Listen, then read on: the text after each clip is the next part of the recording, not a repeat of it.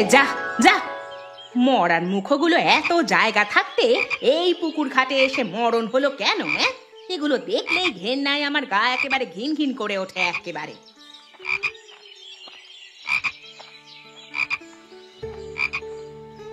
কি হয়েছে জেঠিমা? একা একা জলের দিকে তাকিয়ে এমন বকাবকি করছো কাকে? জলে কি ভূত দেখলে নাকি? আর বলিস না ইন্দু, দেখ না, ব্যাঙ দেখলেই আমার একেবারে গা গুলিয়ে আসে। আর আজকে পুকুর ঘাটে এসেই দেখি ব্যাঙের আসর বসেছে জলে। ওহো, এই ব্যাপার তাহলে। আমি তো আরো চিন্তায় পড়ে গিয়েছি, জেঠিমা জলের দিকে তাকিয়ে কাকে বকছে এই নিয়ে।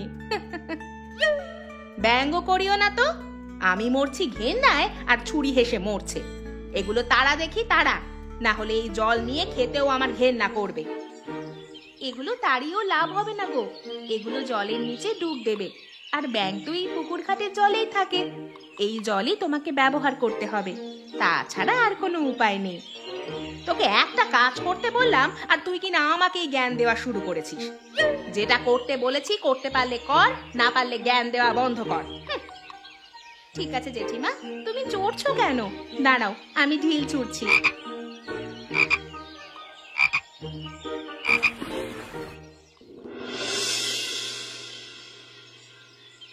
বলি আর কত ঘুমোবে? মাঠে যাবে না নাকি আজকে? সকাল যে হয়েছে সেই কখন, এখন না গেলে আর কখন যাবে শুনি? কি রোদ উঠে গেছে? তুমি আমাকে আরো সকাল সকাল ডাকবে না গিন্নি? দেখো দেখি কত বেলা হয়ে গেল। এখন থেকে ডাকছি তোমায়, সেই কোন সকাল থেকে ডেকে চলেছি, তোমার ওঠার আর নাম নেই। আর বাবু কিনা এখন উঠে আমাকেই দোষারোপ করছেন। আচ্ছা বাবা, হয়েছে, আমাকে কটা ভাত দিয়ে দাও দেখি, মাঠে গিয়ে খেয়ে নেব। এখন আর বাড়ি বসে খাবার সময় নেই। ইন্দু মা কোথায় গেল? ইন্দু, আরে ও ইন্দু। ইন্দু বাড়িতে নেই, ওকে পুকুর ঘাটে পাঠিয়েছি জল আনার জন্য। তুমি একটু বসো, আমি তোমার ভাত দিয়ে দিচ্ছি। এখন আর বসাবসির সময় নেই, দেরি হয়ে গেলে আবার মহাজনের কথা শুনতে হবে। ঘুমানোর সময় সে খেয়াল থাকে না বুঝি?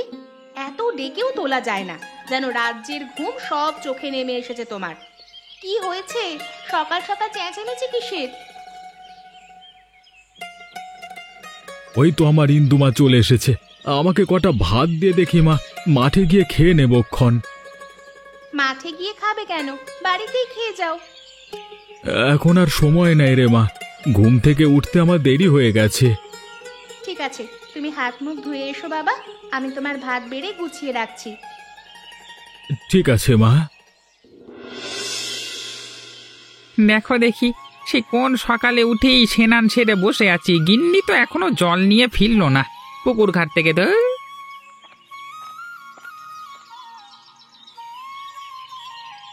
কি বলো জ্যাঠা, জেঠিমা তো সেই কখন আমার সাথে জল নিয়ে ফিরলো, এখনো বাড়ি আসেনি? না রে মা, পথে আবার আর কার সাথে গল্পে মজেছে কে জানে। এইদিকে যে আমার দেরি হয়ে যাচ্ছে সে খেয়াল কি আছে তার?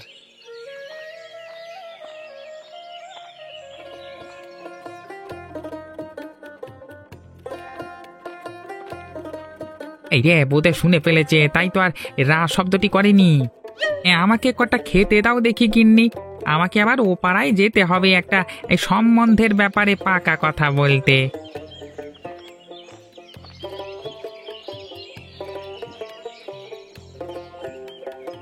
এতই যখন আমার নামে নিন্দে করছিলে, তখন ভাইজির কাছেই খাবার চাইতে আমার আশায় বসেছিলে কেন? তুমিও না গিন্নি, কি যে বলো না, নিন্দে কোথায় করলাম? আমি তো কেবল বললাম বোধহয় কারোর সাথে গল্প করছো বলে দেরি হয়েছে আসতে। ওসব কি আমি বুঝি না? আমি সব বুঝি। জাতের টান কি আর ছাড়তে পারবে? আমি যেই একটু চোখের আড়াল হয়েছি অমনি আমার নামে নিন্দে করা শুরু হয়ে গেছে, তাও আবার আমার জাত শত্রুরের কাছে। আসতে বলো গিন্নি, ইন্দুবালা শুনতে পেলে কি ভাববে বলো দেখি? যা ভাবে ভাবুক গে, তাতে আমার বউ এই গেল। ওরা তোমার ভাই ভাইজি হতে পারে, আমার কেউ কিচ্ছু নয়। ওদের ওই গরিবী হাল দেখলে আমার পরিচয় দিতেও কুণ্ঠা বোধ হয়। আচ্ছা আচ্ছা, তোমায় আর ওদের পরিচয় দিতে হবে না, একটু শান্ত হয়ে বসো দেখি, এত রাগ করলে চলে? আমি খেয়ে আবার ও পাড়ায় যাবো একটু। বেশ তো, খাও না। কে হাত ধরে রেখেছে তোমার?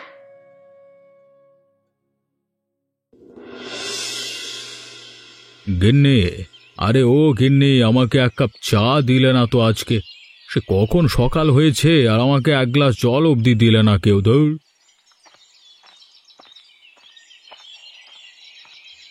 বলি একা হাতে আর কদিক সামলাবো আমি? আমাকে তো এবারে দাসী বানিয়েই রেখেছো। সকাল থেকে আমার হাত দুটো একটু জিরোতে পেরেছে? সকালে তুমি যখন হাঁটতে বেরিয়েছিলে তখন ডাক পিয়ন এসে চিঠিখানা আমায় দিয়ে গেলেন। কি লেখা আছে গো ওই চিঠিতে? কে পাঠিয়েছে? আমাদের তপন পাঠিয়েছে গো। তাই নাকি? কতদিন বাদে আমার ছেলেটা চিঠি পাঠিয়েছে। তা কি লিখেছে আমাকে বলো দেখি। কালকে বাড়ি আসছে তপন। এবারে নাকি গ্রামে অনেক দিন থাকবে বলেছে। এবারে এলে আর আমি কোথাও যেতে দেব না আমার তপনকে। এবারে একেবারে বিয়ে করিয়ে সংসারই করব ওকে। একা হাতে আর এ সংসার আমি সামলাতে পারবো না। আচ্ছা, সে দেখা যাবে। আগে বাড়িতে আসুক ছেলেটা, তারপর না হয় ওকে জিজ্ঞেস করে দেখা যাবে ও কি চায়। কে কি চায় সেটা দেখে আমার কাজ নেই। আমারও তো মন চায় বলো, আমার পুত্রবধূর মুখ দেখি, নাতি নাতনির মুখ দেখে মরি। আচ্ছা আচ্ছা, সেসব হবেক্ষণ। আরে গল্পে গল্পে তো আমার চাটা খাওয়া হলো না, ঠান্ডা হয়ে গেল।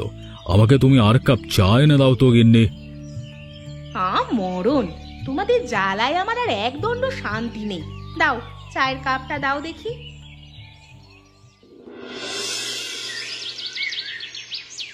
কি ব্যাপার গিন্নি, তপন আসেনি খেতে?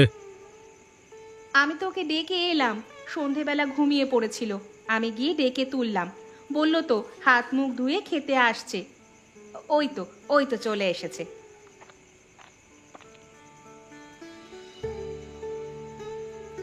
তা পড়াশোনা তো শেষ করলে, এখন কি করবি বাবা? কিছু ভেবেছিস কি? আপাতত গ্রামেই কিছু একটা করবার ইচ্ছে আছে। শহরে আমার আর ভালো লাগে না বাবা। ওই জাঁকজমক, ওখানকার দিন রাত খাটুনি আমার একদম ভালো লাগে না। একদম ঠিক বলেছিস বাবা। গ্রামের মানুষ গ্রামেই থাক, শহরে গিয়ে আর কাজ নেই। এখন বিয়ে থা করে সংসারী হয়ে আমাকে নাতি নাতনির মুখ দেখা বাবা। বিয়ে করলেই তো আর বিয়ে নয়। তোমরা যা ভালো বোঝো সেটাই করো। আমি আগে কদিন গ্রাম ঘুরে দেখতে চাই। ঠিক আছে বাবা, আবার কোনো কিছুর কমতি নাই। যতদিন মনে চায় তুই বসে খা। আর যদি কাউকে মনে ধরে যায় আমাকে কেবল বলবি এসে। আজকে আমার তপনের পছন্দের বিরিয়ানি রান্না হয়েছে। কি, তাই নাকি? সেই কখন থেকে তাই বিরিয়ানির গন্ধ পাচ্ছি। আমার মনটাও আজকে বিরিয়ানির জন্য আনচান করছিল। মা, তুমি আমার সবকিছু কিভাবে বুঝে নাও বলো তো? কারণ আমি যে তোর মা রে। তুই বাড়ি আসবি আর আমি বিরিয়ানি রান্না করব না, তা কি কখনো হয়েছে? তুই পেট পুড়ে খা বাবা। দরকার পড়লে তোর জন্য রোজ রোজ আমি বিরিয়ানি রাঁধবো। বুড়ো বয়সে এসে তেল ঝালের বিরিয়ানি খাইয়ে রোজ আমাকে কি মারবার পরিকল্পনা করেছো নাকি গিন্নি? তুমি চুপ করো তো। দরকার পড়লে প্রতিদিন বিরিয়ানি খাবে। আমার ছেলেটা কতদিন বাদে বাড়ি এসেছে। না না, রোজ রোজ বিরিয়ানি করতে হবে না, এমন মাঝে মাঝে করলেই হবে। নে, এখন কথা বাদ দিয়ে খা তো দেখি বাবা।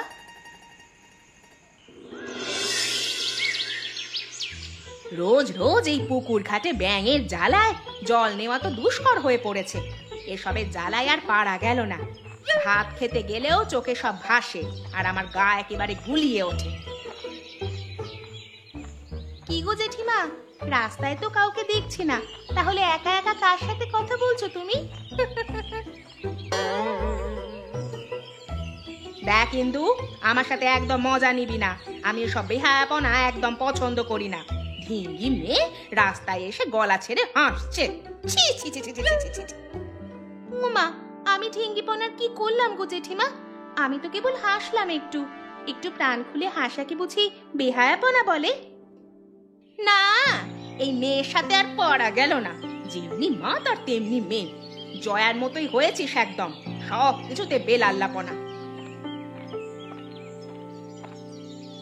যা বাবা, আমি আবার কি এমন বললাম যে আমাকে রাগ দেখিয়ে চলে গেল? আমি আমার কাজে যাই বাবা। এ কি, আপনি কে? এতক্ষণ ধরে আপনি যে হাসি তামাশা করছিলেন আমি তার নীরব দর্শক। ভারী কথা ঘুরিয়ে উত্তর দিতে জানেন তো আপনি। তা আপনাকে তো আগে কখনো দেখিনি এখানে। কে আপনি? ওই যে বললাম, এক দেখাতেই যে সারা জীবন নীরব দর্শক আর শ্রোতা হয়ে থাকতে চায় এমন কেউ আমি। দেখুন, এমন রসিকতা আমার পছন্দ নয়। সোজাসুজি উত্তর দিন, কে আপনি? আমি হলাম গিয়ে এই গাঁয়ের হারান জমিদারের পুত্র তপন। লেখাপড়ার সুবাদে এতদিন শহরে ছিলাম। আমাকে জল আনতে যেতে হবে পুকুর ঘাটে। দেরি হলে মা আবার বকবে আমায়। আপনার নামটি তো জানা হলো না। আমার নাম ইন্দুবালা। মা বাবা আমাকে আদর করে ইন্দু বলে ডাকে। বাহ, যেমন মিষ্টি হাসি তেমনই ভারী সুন্দর নাম তো আপনার। তা আমি কি বলে ডাকবো আপনাকে?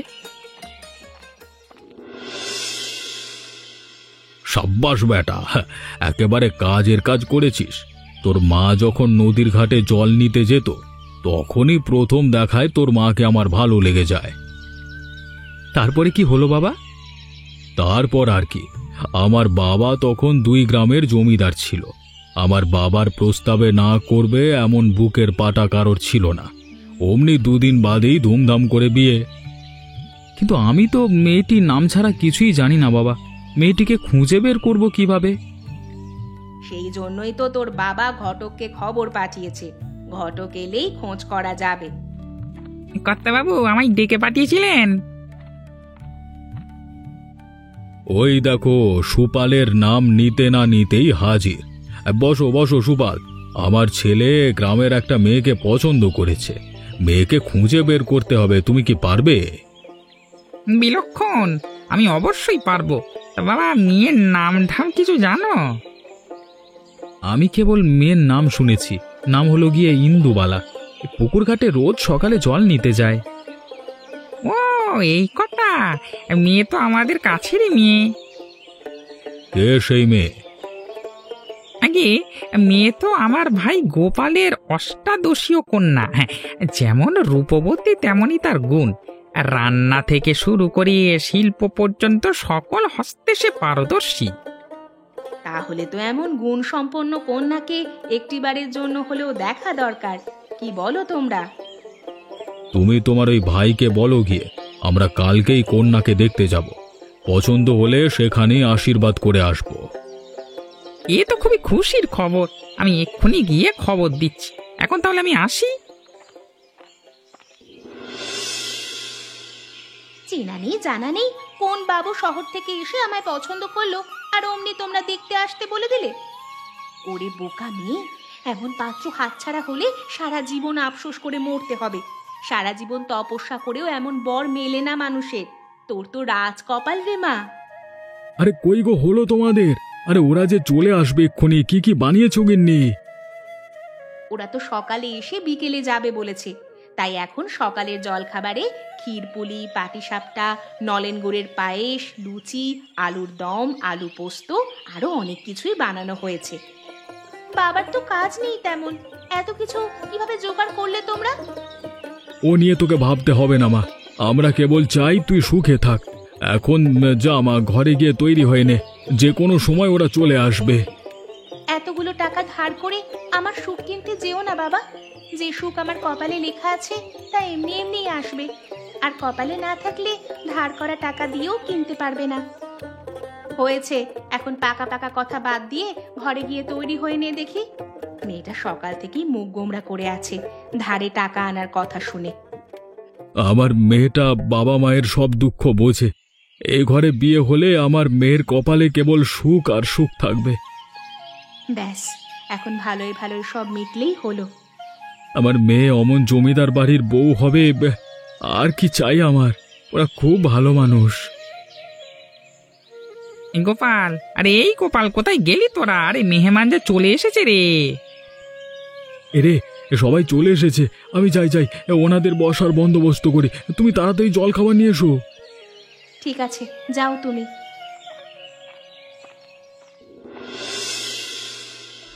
আমার মেয়েটার সামান্য একটা চাষা ঘরে বিয়ে হয়েছে, আর গোপালের মেয়ের কিনা শেষে জমিদার বাড়িতে বিয়ে হবে? না না না না না না, এ আমি কিছুতেই হতে দিতে পারি না। গিন্নি, আরে ও গিন্নি, সবাই বাইরে আনন্দ করছে আর তুমি কি না ঘরে বসে একা একা কি করছো? হ্যাঁ, তোমার মুন্ডুটা যে শরীর থেকে কি করে আলাদা করব সেটাই ভাবছি। সে কি কথা গিন্নি, সকাল সকাল তোমার উপরে আবার তেনারা ভর করলেন নাকি? নিজের মেয়ের জন্য তো এমন একটা ভালো সম্বন্ধ আনতে পারলে না, আর ভাইয়ের মেয়ের জন্য একেবারে জমিদার বাড়ির সম্বন্ধ নিয়ে এসেছো। ছেলে নিজেই ইন্দুকে দেখে পছন্দ করেছে, আমি কোথায় সম্বন্ধ নিয়ে এলাম? আমি এত কিছু জানি না, এই বিয়ে আমার সহ্য হবে না। যার কপালে যা আছে সেটাই হবে গিন্নি, কারোর ভাগ্য কেউ মারতে পারে না। ছোট বউ একা একা রান্না করতে করতে হিমশিম খাবে, তুমি গিয়ে ছোট বউকে একটু সাহায্য করে দাও, যাও। আমার বউ এই গেছে যেতে। বেশ, তবে এখানেই বসে থাকো তুমি, আমি গেলাম।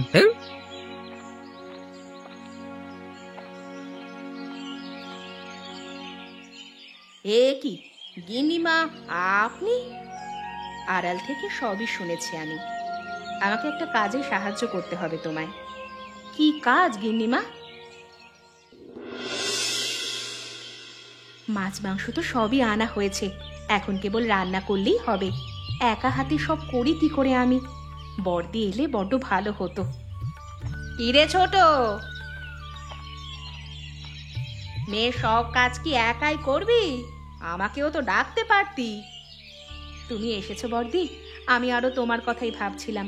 একা হাতে আমি এত কিছু করতে পারবো না। এসে বেশ ভালোই করেছো গো দিদি। আমি তো আরো আগেই এসেছি, কেবল দেখছিলাম তুই আমায় ডাকিস কিনা। কি যে বলো না তুমি দিদি, তোমাকে ফেলে কি আমরা কিছু করতে পারি? ইন্দু তো তোমাদেরও মেয়ে। কি কি করবি কিছু ভেবে রেখেছিস নাকি? ওই তো মাছ মাংস সব আনা হয়েছে, ভাবছি দই কাতলা বানাবো, মুরগির কষা, খাসির রেজালা আর পোলাও করব। সেই সাথে দই পাতা আছে, আর ঝুরঝুরে আলু ভাজা, বেগুন ভাজা তো থাকবেই। বাহ, অনেক পদের আয়োজন করেছিস দেখছি। আমি তবে মুরগির কষা রান্না করে দেই। মাছ মাংস কোথায় রেখেছিস? ওই তো ওখানে রাখা আছে, দেখো। ও মা, সব বোনাস হয়ে গেল রে ছোট। কি হয়ে গেল এটা? কি হয়েছে দিদি? এই দেখ, পাত্র যে খালি, মাছ মাংস কিছুই তো নেই দেখছি এই পাত্রে। এখন কি হবে? হায় হায়, আমারই কি সর্বনাশ হয়ে গেল গো। এখন অতিথিদের সামনে মুখ দেখাবো কি করে? এই বুঝি আমার মেয়েটার বিয়েটা ভেঙে গেল। তুই দুঃখ করিস না রে ছোট, আমি দেখছি কি করা যায়। কি হয়েছে মা, তোমাকে এমন বিমর্ষ দেখাচ্ছে কেন? আমার যে সর্বনাশ হয়ে গেল রে মা। মাছ মাংস সব যে উধাও হয়ে গেছে কাকতালীয় ভাবে। কেউ ইচ্ছে করেই শয়তানি করেছে। এখন আমাদের উপস্থিত বুদ্ধি কাজে লাগাতে হবে। কি করবে মা তুই এখন? মুরগির মাংস কাটার সময় আমি ঠ্যাংগুলো সব আলাদা করে রেখেছিলাম, সেগুলো দাও দেখি আমায়। সেগুলো দিয়ে কি করবি তুই? দাও না আমাকে, আমি দেখছি কি করা যায়।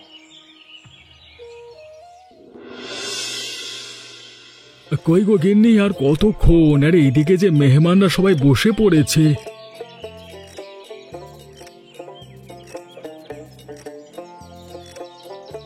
কি এটা কি রান্না করেছো? আমি দেখে ঠাউর করতে পারছি না তো। আগে মুখে দাও বাবা, তবেই না বুঝতে পারবে। বাহ, দারুণ স্বাদ হয়েছে। মুরগির ঠ্যাং দিয়ে যে এরকম বিরিয়ানি রান্না করা যায় সেটা তো আমার কল্পনার বাইরে। এ রান্না কে করেছে? আসলে আপনাদের জন্য যে মাছ মাংস আনা হয়েছিল, কেউ শয়তানি করে সেগুলো সরিয়ে রেখেছিল আমাদের নাজেহাল করবার জন্য। কিন্তু কে করলো এ কাজ? সেটা একটু বাদেই দেখা যাবে। সে কি ছোট বউ, তুমি আমাদের জানাওনি কেন? আমরা আবার বাজার করে আনতাম।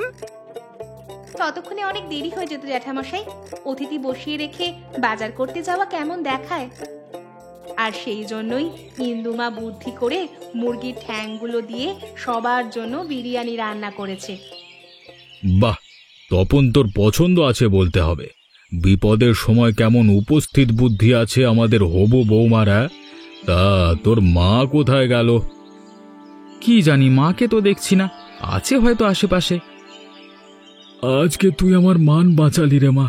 তোর মতো মেয়ে যেন সবার ঘরে ঘরে হয় রে। নাও সবাই এবার খেয়ে নাও তো দেখি।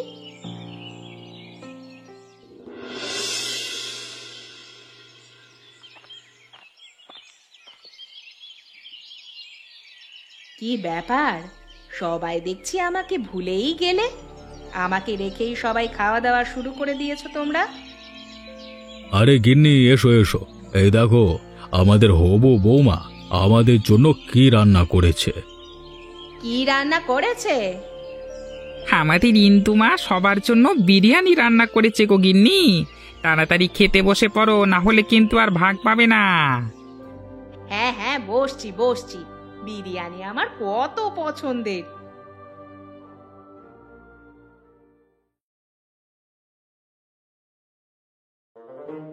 বাহ, দারুণ হয়েছে তো খেতে। কে রান্না করেছে? আগে আমার মেয়ে ইন্দুবালা রান্না করেছে। কিন্তু মাছ মাংস তো কিছুই ছিল না, বিরিয়ানি কি করে রান্না হলো? আর এগুলো কিসের ঠ্যাং? ও মা জেঠিমা, এগুলো দেখে বুঝতে পারছো না বুঝি? এবারে পুকুর ঘাটে জল নিতে গেলে আর তোমার কোনো অসুবিধা হবে না। কেন রে ইন্দু? যে ব্যাঙগুলো তোমাকে জ্বালাতন করতো সেগুলো ধরে এনে ব্যাঙের ঠ্যাং দিয়ে বিরিয়ানি রান্না করেছি। শেষমেশ কিনা আমাকে ব্যাঙের ঠ্যাং খাওয়ালি তোরা? মাছ মাংস সরিয়েছি বলে আমাকে এই শাস্তি দিলি? এই রে, মুখ ফসকে তো সত্যি কথাটা বলে ফেললাম।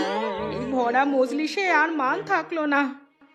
আমি আগেই জানতাম জেঠিমা এ কাজ কেবল তুমিই করতে পারো, তাই মিথ্যে বলেছি। এগুলো আসলে বেঁচে যাওয়া মুরগির ঠ্যাং দিয়ে বিরিয়ানি রান্না করেছি। তুমি এ কি করলে গিন্নি? শেষে কিনা আমাদের মেয়ের বিয়েতে ভাঙতি এমন কাজটা কেন করে বসলে তুমি? রমার কোনো দোষ নেই, আমিই ওকে বলেছি এটা করতে। আসলে আমি ইন্দুবালার বুদ্ধিমত্তা পরীক্ষা করে দেখবার জন্যই এটা করেছি। তবে রমার মনে যে ওদের জন্য হিংসা আছে সেটা দেখেছি আমি। ঢের শিক্ষা হয়েছে বাবা, আমি আর কখনো কাউকে হিংসা করব না।